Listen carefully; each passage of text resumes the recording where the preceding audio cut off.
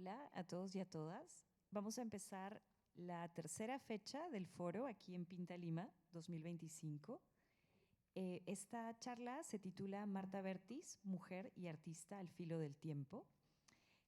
Marta Vertis fue una artista que se graduó de la Escuela de Artes Plásticas de la Católica en el año 1965 y falleció en Lima en el 2022. Tendremos la presentación del libro El lenguaje de Marta Vertis, que es un libro que permite un primer acercamiento a la obra de esta notable artista peruana, que partió de una abstracción con fuerza expresiva para luego dar lugar a un arte constructivo, con la firme intención de investigar y experimentar incesantemente en la creación. Nos acompañan en la conversación Elsa Vertis, hermana del artista, Jorge Villacorta, curador independiente y crítico de arte, y Livia Benavides, directora de 80 metros cuadrados Livia Benavides.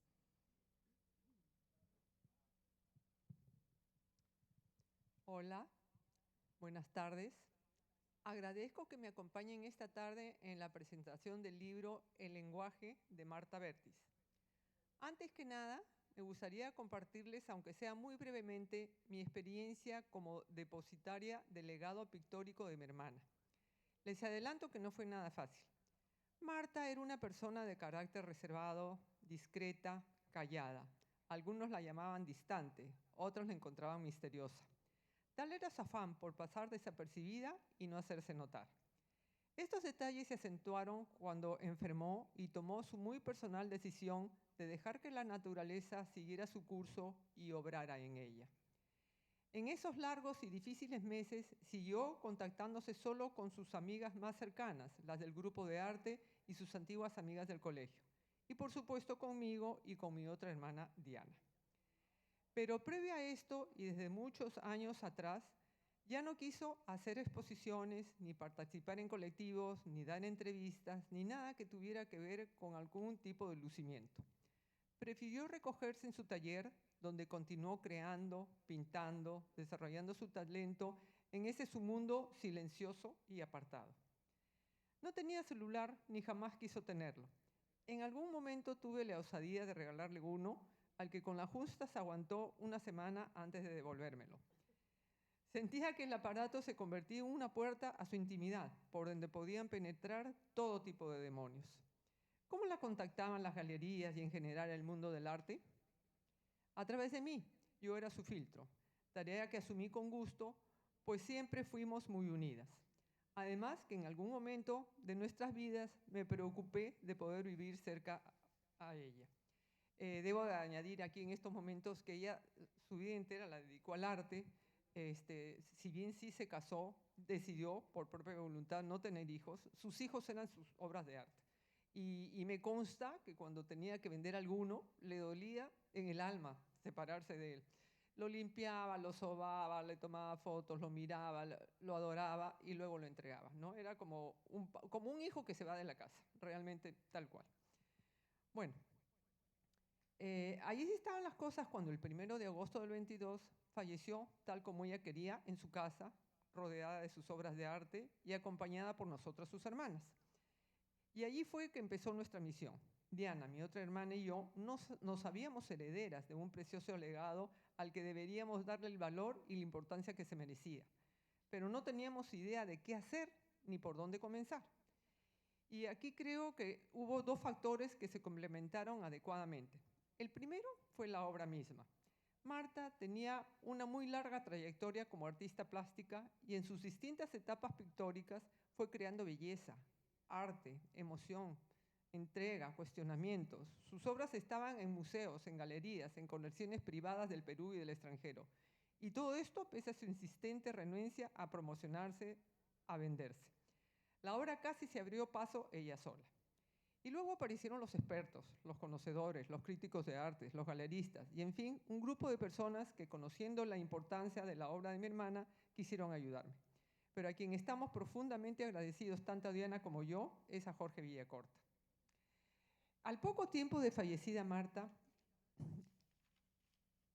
él me buscó para ofrecerme su ayuda y orientación. Y vaya que sí lo hizo. Gracias a él, a su profesionalismo y toda su importante presencia en el mundo del arte, fue que las cosas se fueron dando. En primer lugar, organizó una maravillosa exposición autónoma en el Palacio de Artes de la Municipalidad de Miraflores, que duró 3 meses y pudo ser visitada por lo menos 30.000 personas. Su curaduría en este evento fue de elemental importancia para que la obra pudiera apreciarse en todo su valor y en sus distintas etapas. Luego, y de la mano de él, fue que se creó el libro que hoy presentamos, El lenguaje de Marta Vertis, donde ustedes podrán apreciar el hermoso trabajo que se hizo en textos, fotografías, diseño y diagramación. Tanto la exposición como el libro fueron creaciones que no estuvieron exentas de obstáculos y problemas de muy diversa índole, pero que felizmente pudieron ser superados en su momento. Y luego conocí a Livia Benavides. De repente apareció, me contactó, llegó con fuerza, con energía, con juventud, con conocimiento, con ideas. Admiraba la obra de Marta y me hizo propuestas interesantes que yo he aceptado con mucho agradecimiento. Pues lo que Diana y yo buscamos, Diana es mi otra hermana, la otra depositaria del legado de mi hermana, buscamos es preservar el legado pictórico de nuestra hermana, darle su merecida vigencia, el espacio, la luz, el reconocimiento, todo aquello que ella, por su naturaleza callada y enigmática, evitó.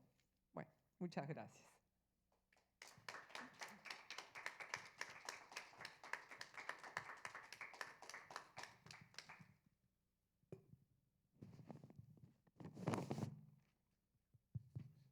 Buenas tardes. Muchísimas gracias por estar acá. Quería empezar agradeciéndole a Elsa las generosas palabras que ha tenido para conmigo. Para mí, y esto lo quiero decir también a título personal, Marta es tía de dos de los artistas contemporáneos peruanos más importantes de la actualidad. Fernando Gutiérrez, más conocido como Huanchaco, y Blas Isasi Gutiérrez, que vive en Tulane y enseña en la universidad allá, escultura. Se trata entonces de una figura, digamos, que claramente ha sido un modelo dentro de la familia por el lado Gutiérrez, y tanto Fernando Gutiérrez Huanchaco como Blas Isasi Gutiérrez han sido dos insistentes figuras que me pidieron que me acercara a Elsa y que viese qué podía hacer con el trabajo de Marta. Quisiera empezar diciendo entonces que cuando yo empecé en los años 80 a escribir crítica de arte, Marta era una presencia en galerías, claramente. Y me ha tocado ver una situación sumamente interesante de distintas etapas de producción que solamente puedo calificar como momentos de un proceso creativo infatigable. Una de las características más importantes del trabajo de Marta Vertis es precisamente la variedad de modalidades de trabajo. En el video ustedes están viendo imágenes de lo que fue la exposición en Miraflores en el año 2023. Creo que se inauguró el Día de la Mujer, el 2023, ¿sí? Y hay una variedad de modalidades de trabajo que son, creo yo, la prueba más contundente de alguien que tenía una curiosidad insaciable por aventurarse, experimentar y también encontrar nuevas formas de decir aquello que ella quería decir. Es una figura que ciertamente era silenciosa, como sugirió Elsa en su texto, pero definitivamente tenía una presencia en la escena artística peruana durante los años 80, desde los 70. Me acuerdo cuando adolescente haber ido a las primeras exposiciones de arte a las que fui con mis padres, y recuerdo claramente haber visto una exposición de muros de Marta Vertis, debe haber sido como hacia mediados de los años 70, luego en los 80 definitivamente, y luego también en los 90 y en los 2000. Pero era un artista, y aquí justamente quiero enfatizar un punto muy específico en lo que se refiere a la forma en que se aprecia el arte en Lima. Era un artista que estaba siempre dispuesta a tomar riesgos y también era un artista que no le tenía miedo al cambio. Eso era, creo yo, y debe haberlo sabido claramente, un riesgo. ¿Por qué? Porque ella nunca se aferró a ninguna modalidad y menos aún a la sola idea de una fórmula para hacer obra de arte, cosa que es completamente contraria a la noción misma de lo que es la creación de una obra artística. Entonces, en cada exposición que ella hizo, ella definitivamente asumió el cambio. ¿Y qué significó esto? Significó algo muy curioso, porque significó que la gente que la seguía no era necesariamente la misma en cada una de sus fases. ¿Por qué? Porque, por ejemplo, podía ser que alguien estuviera muy interesada en la época de los muros, en donde ella convierte la superficie de la tela en una suerte de doble de una pared que está en la calle, en el espacio público, con todas las pintas, el descascaramiento, todas las marcas que puede tener un muro, inclusive las marcas de humedad. Esa serie de muros, que fue en muchos aspectos un primer momento de éxito de Marta Vertis, es una serie que quedó atrás en la siguiente exposición. Y al quedar atrás en la siguiente exposición, quienes esperaban que los muros aparecieran con variantes, se encontraron con que de pronto el artista ofrecía algo completamente distinto y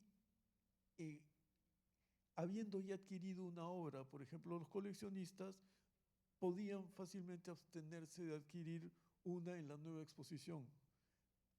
Pero otros coleccionistas y otros interesados podían descubrir precisamente una nueva visión en la exposición más reciente y empezar a seguir a Marta hasta una siguiente exposición en la que nuevamente podía fácilmente producirse un cambio. La idea de constancia en la producción artística solamente es entendible si uno piensa en que el proceso no termina nunca para un artista, pero la idea de repetición, que es completamente distinto a constancia, es algo que no se podía recibir o esperar de la obra de Marta Vertis. Y eso hasta el final. Creo que lo que voy a tratar de hacer es hablarles de su formación en la Escuela de Arte de la Escuela de Artes Plásticas de la Universidad Católica bajo la tutela de Adolfo Winternitz. Es un momento sumamente interesante en la plástica nacional porque la Escuela de Artes Plásticas de la Universidad Católica de Lima es una escuela alternativa a la Escuela Nacional de Bellas Artes. La Escuela Nacional de Bellas Artes se fundó en 1919, la Escuela de Artes Plásticas de la Universidad Católica es una descendiente del famoso Instituto de Arte Católico que Winternitz fundó en 1939, o sea, 20 años después de la fundación de la Escuela de Artes Plásticas, de la Escuela de Bellas Artes de Lima, la Escuela Nacional de Bellas Artes. Winternitz era un pintor austríaco que tenía una versión expresiva en tanto materia y un estilo que podría uno asociar a un expresionismo asociado a la figura. Era esencialmente un pintor figurativo cuando llega al Perú, y es en el Perú, curiosamente, esto lo ha estudiado Moisés Quintana en una tesis que ha presentado en la Católica, es en el Perú que Winternitz comienza a incursionar en la abstracción también, que es algo muy peculiar. Eh, Ahora, es como si el fundador de esta escuela de artes plásticas, al mismo tiempo que sus estudiantes, está indagando en la abstracción. Pero en la escuela el énfasis, mientras tanto, es en la figura. De manera que, si bien Marta Vertis hace abstractos de un corte que podría llamarse muy expresivo, pero no muy cargados de materia tampoco, o sea, no había mucho empaste en su pintura, eh, ella está esencialmente interesada en ese momento en la figuración. Por ejemplo, eh, Marta se hizo muy famosa con sus bodegones y también con escenas de paisaje andino muy sintetizado y, si podría uno decirlo, estilizado. Eh, eh, Ese aspecto de ser figurativa y migrar hacia una pintura que ella misma define como no representacional, y esa elección de llamarla no representacional en los años 70 es una elección bien peculiar. ¿Por qué? Porque lo no representacional implica que ella, que era una gran lectora, se había encontrado con una definición para un arte no figurativo, de inclinación abstracta pura, que era, digamos, en muchos aspectos ajeno todavía al ámbito artístico peruano. Lo digo porque si uno piensa, por ejemplo, en un gran pintor abstracto del Perú como es Fernando de Cislo, en Fernando de Cislo, en su pintura, muchas veces está presente lo que podríamos llamar formas emblemáticas esenciales tomadas de elementos eh, decorativos de la talla en piedra o de los textiles precolombinos. Eh, y ese aspecto no está presente cuando Marta Vertis opta por un arte no representacional. Uno de los aspectos más potentes de su indagación, por ejemplo, es a través de los cuadernos en donde ella dibujaba y escribía, pero no solamente escribía textos propios, sino citaba a otros autores, sobre todo a poetas. La cercanía de Marta Vertis a la poesía ha sido muy marcada a lo largo de las décadas de los 80s y los 90s especialmente. Y hasta el final de su vida, esa relación de la palabra con la pintura, que es algo que tampoco es frecuente en el ámbito peruano, es algo que eh, la entusiasmó y le permitió explorar nuevos mundos en pintura. Localmente, pienso yo que, por ejemplo, eh, parte de su espíritu y sobre todo el espíritu lúdico que es propio de sus años del 2000 hasta el 2017, que probablemente sea la última fecha en la que ella terminó un trabajo artístico, ese ímpetu lúdico viene de una fidelidad, me parece a mí, a la obra de Paul Klee, que fue una inspiración muy grande para ella. Paul Klee es probablemente una de las figuras poéticas y lúdicas más interesantes de toda la vanguardia europea de principios del siglo XX. Y creo yo que Marta tomó mucho de él, pero en el espíritu, porque Paul Klee también escribía. Una de las cosas precisamente cruciales en cuanto al estudio de Marta, cuando estábamos haciendo el libro con Carmen Cifuentes, que fue la diseñadora, son los textos que Marta había escrito. Y habiendo trabajado con artistas plásticos y artistas visuales en general en el Perú por 35 años, puedo decirles que la calidad de los textos de Marta es esencialmente una calidad que podría por momentos incluso llamarse literaria. A mí me parece que debe haber habido mucho compartir entre Marta y Elsa, que es escritora, pero también tenía amigos escritores que eran igualmente silenciosos y secretos, como el famoso Gastón Fernández, que vivía en Bruselas. Había un mundo de complicidades, si se quiere, que podía ser en conversaciones tanto con los vivos como con los muertos, porque obviamente de Paul Klee ella estaba separada por décadas, 50 años por lo menos, pero en todo caso hay un diálogo con Klee que es muy frecuente y puede uno detectarlo, no en términos de tomar prestado, sino en términos de conectar con un espíritu y un mismo tipo de juego.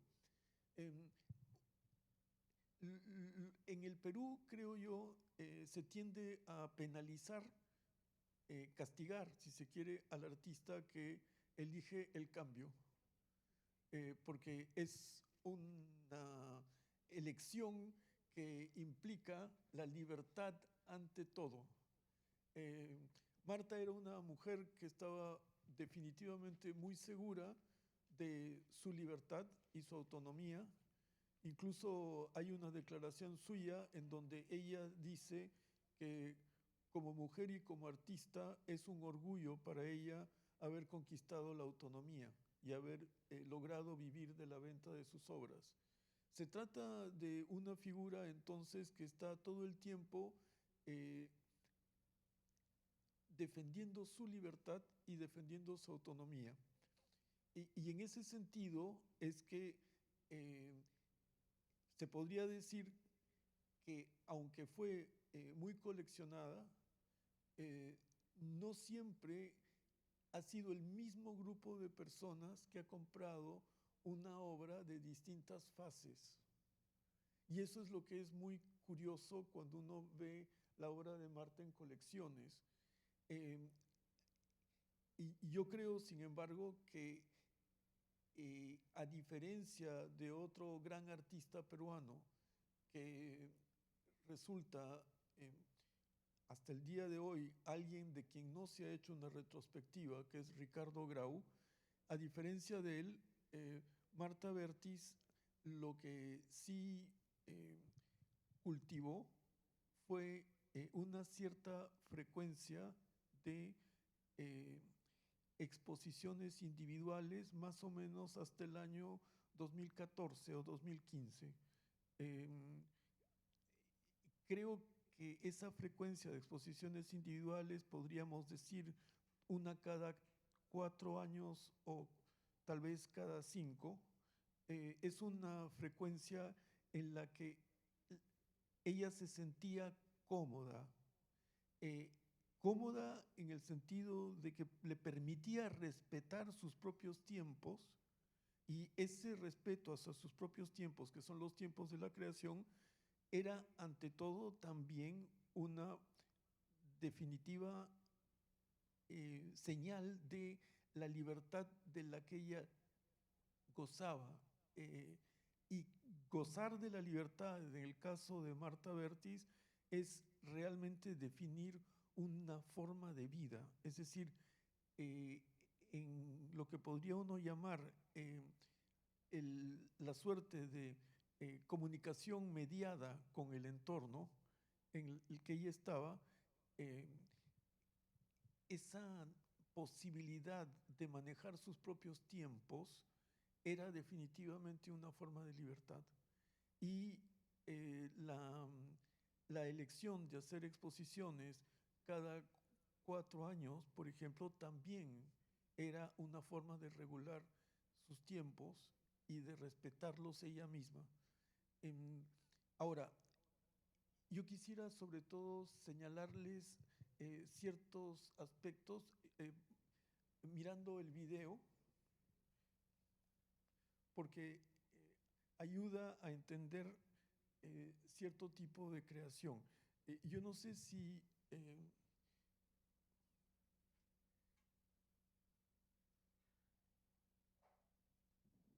sobre todo una parte que es muy importante, que es aquella que tiene que ver cuando Marta se va acercando a los patrones de diseño. Por ejemplo, acá en esta obra hay una serie de, esta es una obra de la serie Desiertos, en donde con las texturas ella va generando en las superficies un patrón. Pero en estas obras, en donde el patrón es un patrón visual, por ejemplo, las líneas onduladas, los campos que se fragmentan, pero al mismo tiempo que tienen justamente elementos de repetición, que luego se van a hacer cada vez más pronunciados, y eso es lo que vamos a ver ahora, que es aquello que corresponde a la etapa final. Hay una geometría y una insistencia en los diseños, por ejemplo, de la cuadrícula, como en esta caja, pero ahora vamos a ver los diseños que están en esa sala. La geometría para Marta era algo que hacia el final se convierte, acá por ejemplo tienen una cruz y otra cruz dentro, acá por ejemplo es un conjunto de cruces, aquí hay un elemento central. Esta es la caja que estaba en la exposición, que es una caja que podría ser una caja de secretos. Esta es una pieza que está en el Museo de Arte Contemporáneo. Estos son los libros que ustedes vieron hace un momento que se estaban mostrando.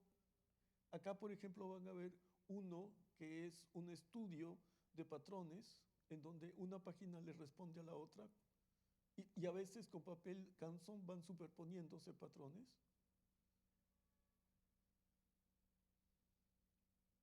Desde cosas muy simples y elementales a cosas muy complejas, hay una auténtica búsqueda de patrones decorativos que son aquellos que producen goce a la vista en el momento en que aparecen en una tela.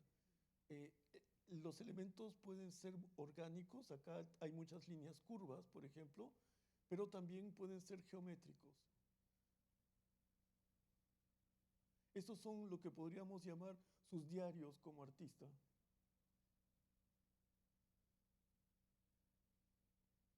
Y en ese aspecto, por ejemplo, es una bendición para el legado de Marta Vertis que estos libros hayan sido conservados. Ahora, estos, como les decía, eran sus diarios visuales. Hay, y van a ver ustedes dentro de un momento, otro tipo de libros que eran de sentido lúdico y con los que ella participó en unas exposiciones del libro de artista que convocó el historiador y crítico de arte reconocido Alfonso Castrillón.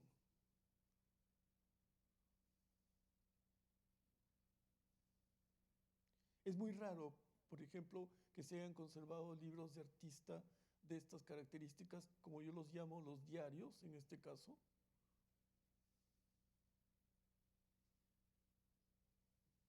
Y ustedes pueden hacerse una idea del tiempo que ella pasaba trabajando en estos diarios. Estas son las pinturas en la sala y acá pueden ver ustedes cómo los patrones cobran importancia otra vez.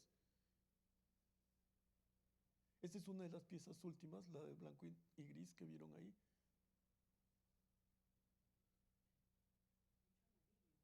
Sí, sí, como una pintura muy solar, en ese sentido. Esta es una pieza, sí, y acá esta es la sala en donde están la mayor parte de los cuadros, en donde los diseños a repetición cobran una autonomía y cubren la tela. Los textos también, por ejemplo. Este es un texto que podría ser descrito. Acá hay un sostén, una manzana, zapatos.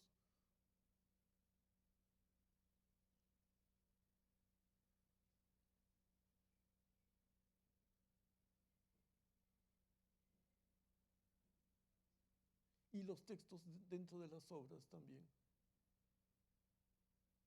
Los dípticos son, este es un libro que es autobiográfico, en donde hay una hoja de Canson que aísla un motivo de cada una de esas hojas.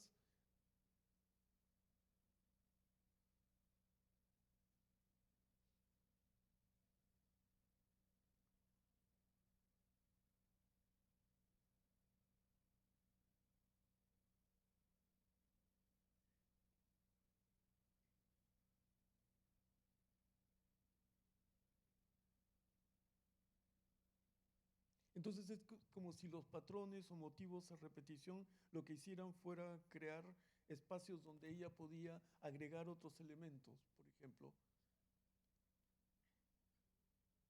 de la piel de serpiente a la estrella se llama esta obra, por ejemplo. Estas piezas son intricadísimas en cuanto a la manera en que se entretejen los patrones. Y hay una búsqueda como de un impulso vital, como si, fíjense, más patrones dentro de los libros de artista. Estos son los libros que ella presentó a la exposición a una de las exposiciones de Alfonso Castrillón, que son espacios en donde ella también está explorando aquello que uno encuentra en sus telas. Lo que quisiera yo señalar como uno de los atractivos mayores de el estudio de la obra de Marta Vertis es que hay muy pocos artistas en el Perú que se hayan acercado y tomado tan en serio lo que significa el valor decorativo dentro de la obra de arte. El valor decorativo es crucial y en todo arte de carácter constructivo, por ejemplo, aquel que es no representacional y que se basa en la geometría y sus variantes, el valor decorativo es importantísimo. ¿Por qué? Porque en muchísimos aspectos es algo que está en relación directa con los espacios de vida que tenemos como personas. Por ejemplo, un piso de cuadrícula es esencialmente un piso en el que dentro de la arquitectura se ha acomodado algo que tiene un valor decorativo. Me refiero al piso blanco y negro como tablero de ajedrez, por ejemplo. Ese es un espacio de vida en donde de pronto el valor decorativo cobra una importancia sustancial. ¿Por qué? Porque es aquello que nos aporta una inquietud de disfrute que está asociada a lo cotidiano. Yo sugeriría que en los diarios de artista y en los libros de artista de Marta Vertis, lo que hay es una suerte de exploración e indagación dentro de una cotidianeidad de una vida que de por sí está aconteciendo de una manera aislada y en silencio, pero que está aconteciendo en respeto de un tiempo que el artista reconoce como propio. Y ese reconocimiento, ese disfrute que el artista tiene en explorar motivos a través de sus diarios de artista y luego sus libros de artista, es aquello que termina nutriendo a las obras pictóricas, sobre todo aquellas que hace a partir del año 99. Y los años que van del 99 al 2017, probablemente esos 18 años son años cruciales para esta exploración muy vital de la frontera difuminada entre lo que es el arte visual y el diseño, al punto que enaltece en muchos aspectos la noción del patrón de repetición, incorporándolo dentro de visiones más amplias acerca de la vida, como por ejemplo aquella en donde aparecen lo que podríamos llamar emblemas de su feminidad, como el sostén o los zapatos de taco. Hay una noción muy interesante de cómo existe también para una mujer artista una suerte de cotidianidad dentro de la cual aparece su personalidad, ya de otra manera. Bueno, eso era lo que quería decirles. Ha sido el espíritu que ha generado la estructura del libro y sobre todo, y no me cansaré de enfatizar, es decir, trabajar con textos como los que escribía Marta Vertis es realmente entrar en una dimensión de comprensión de la obra que es completamente distinta. Muy pocos artistas pueden ser tan lúcidos y al mismo tiempo tan justos en el intento de hablar de su propia obra. Y eso para un investigador, para un curador, una curadora, y también creo yo para él o la coleccionista puede ser un motivo de deleite. Muchas gracias a todos por estar acá con nosotros.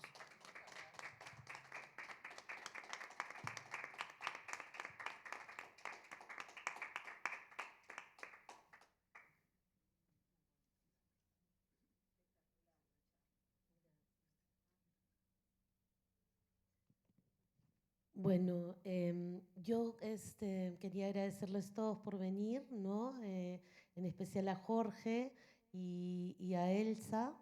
Yo creo que la labor que están haciendo ambos de rescatar, más que de rescatar, de preservar la obra de Marta, es muy importante. El cuidado del legado es fundamental, no solamente para la obra en sí, sino para el desarrollo de la carrera del artista a futuro, ¿no? Y su preservación en la historia del arte. Es una pena que acá en el Perú no hay una tradición ni un cuidado, y muchas de las obras terminan pues perdiéndose o destruyéndose. Yo la primera vez que conocí sobre la obra de Marta fue en el Museo de Arte de Lima. Creo que es un museo que está intentando de recuperar o de preservar, mejor dicho, a artistas importantes de diferentes épocas. Y creo que la galería, desde la perspectiva de la galería, es, digamos, una labor muy seria y que hay que tratarla con mucho cuidado para así poder, ¿no? Poder desarrollar la carrera y que esa obra no solamente se quede en el Perú, sino que logre también un recorrido internacional. No los quiero retener más, que sé que ha sido pues una charla muy interesante, pero un poco de repente ya un poco larga. La explicación de Jorge ha sido fantástica. Estoy muy agradecida con Jorge por su entusiasmo en general para con todos los artistas. Es realmente una labor fundamental y en el Perú, que él está realizando en el Perú. Creo que nadie más es tan comprometido y generoso, exactamente. Y bueno, y a Elsa y a Diana, que no están acá, a Diana que no está acá, pero igualmente agradecerlas por tomarse tan en serio esta labor, que además requiere mucho tiempo y dedicación e inversión, ¿no? Porque han sido ustedes que generosamente han hecho esto posible. Muchas gracias.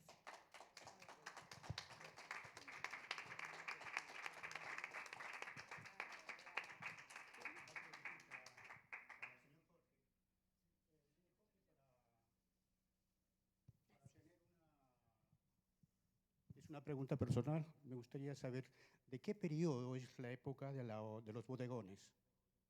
¿De qué año? Ah, 2070. Sí, de los años, sí, de los años 70, entre 1976 y 1978, me parece, ¿no? Los bodegones. Sí. Podría ser que sea del 75 al 79. Yo, yo recuerdo uno que está fechado en 1976, que me pareció que era el primero, pero puede haber tenido obras de bodegones del 75. Ya, ya.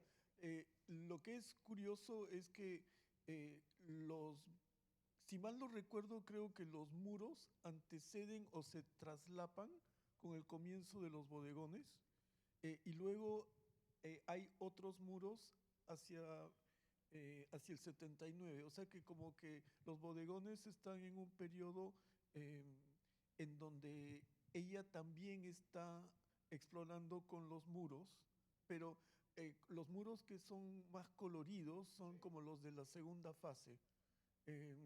Los bodegones son tal vez una forma muy introspectiva de introducir la cotidianidad, porque son bodegones que tienen un carácter muy hermoso, o sea, son hermosos, pero son de alguna forma, tal vez el adjetivo que mejor les va es modesto, porque realmente uno siente que uno está ante la presencia de las legumbres o los frutos de una manera muy desnuda y pese al colorido hasta casi sobria, podría uno llamarlo así.